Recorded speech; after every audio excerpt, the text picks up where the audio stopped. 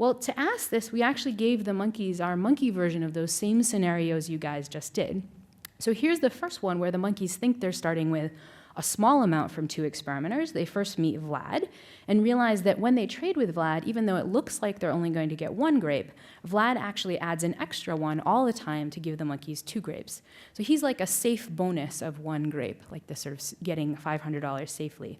Wesley, however, is risky. Sometimes he gives the monkey just 1, so he gives no bonus, but sometimes he actually gives a big bonus, so the monkeys actually end up with 3. So if you're paying attention, the monkey's choice is a lot like your choice in that first scenario. The monkeys can get a sure gain of 1 grape from Vlad, or they can get a risky gain of maybe 2 grapes, but maybe no grapes from Wesley. And the question is, what do they do? Well, surprisingly, what the monkeys do is they do exactly what people do. They tend to play it safe, and they tend to shop at Vlad, going for the safe bet. What, however, happens, though, when the monkeys are dealing not with these extra bonuses, but with losses? And that's what we did in the second experiment.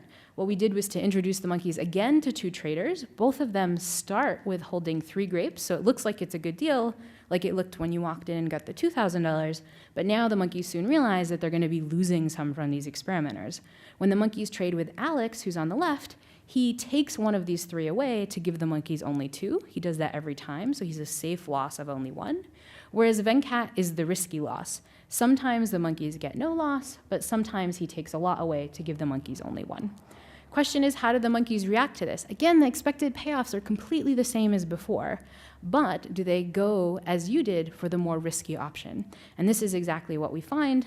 When we give the monkeys a choice, they take the risk.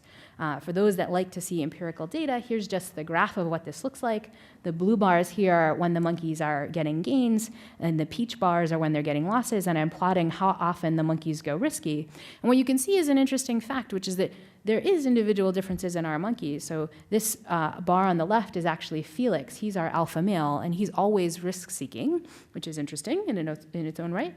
But all of the monkeys show the effect that they're more risk-seeking when they're in the red, when they're getting losses, than when they're getting gains. And so this led us to suggest that it seems like the monkeys are showing economic biases a lot like people are.